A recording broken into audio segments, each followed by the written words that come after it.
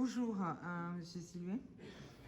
Bonjour madame. Nous sommes ici au Musée des civilisations noires et vous faites partie des artistes de renom de la Côte d'Ivoire qui ont été sélectionnés pour participer au pavillon de la Côte d'Ivoire. Et merci de nous accorder ces quelques minutes. Je voulais avoir vos impressions, que vous me lâchiez quelques mots sur la thématique et comment vous voyez le fait d'être là et ce que vous avez exprimé, quel message vous avez à donner par rapport à votre réflexion, à votre axe créatif. Et rien, je suis, disons, très honoreux, je suis, comment on appelle ça, aussi beaucoup flatté pour le fait d'appartenir, disons, à un pays comme la Côte d'Ivoire où, bon, j'ai été sélectionné parmi les artistes, bon, qui font, disons, le panorama, disons des artistes internationaux là, ivoiriens. Et ça m'a fait beaucoup plaisir. Et donc, étant donné que j'ai pas, disons, grandi en Côte d'Ivoire et que j'ai fait ma formation à l'extérieur, ça a été un plaisir de chercher d'une manière ou d'une autre à m'intégrer, à chercher à comprendre un peu, disons, la réalité, disons, ivoirienne, africaine, et puis bon, par rapport à celle où j'ai vécu en Italie, où j'ai fait mes études et autres. Et donc, étant donné que je suis parti, disons, de la Côte d'Ivoire très jeune, et que je me suis trouvé, disons, en Europe plus ou moins seul, et alors donc, la thématique, disons, de l'oppressé, la thématique du jeune qui n'a pas de projet quand il est en Afrique et autres, pour moi, ça a été un truc qui a été beaucoup important parce que ça m'a amené à prendre conscience de ce problème assez grave, assez important. Et surtout, quand chaque jour j'allume ma télé et que j'entends qu'il y a des jeunes qui sont restés dans la mer de la Méditerranée par rapport au fait qu'ils voulaient aussi s'offrir, disons, comment on peut dire ça, une opportunité de futur qu'ils n'ont pas en Afrique, qu'ils n'ont pas dans leur pays d'origine.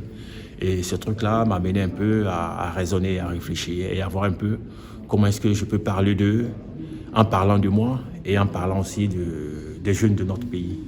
Et c'est ainsi que bon, j'ai commencé à travailler un peu en allant récolter, disons, les épaves, okay, les restants de certaines choses que les immigrés oublient, où ils sont obligés de les rejeter, où ils sont obligés de les, comment on appelle ça, de se débarrasser. Et par contre aussi, il y en a certains aussi qui perdent complètement, disons, leur vie et qui perdent aussi tout ce qu'ils ont par rapport au fait qu'ils veulent s'offrir, disons, un futur.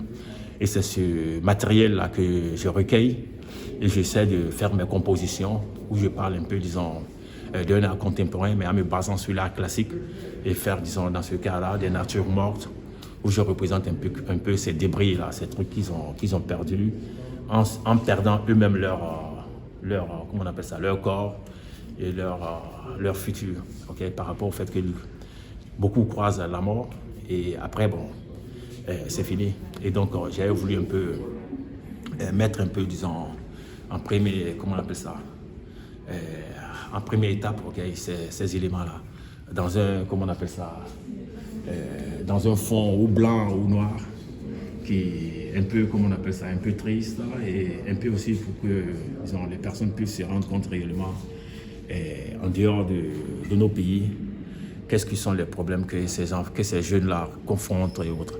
Femmes, enfants, okay, hommes, jeunes femmes.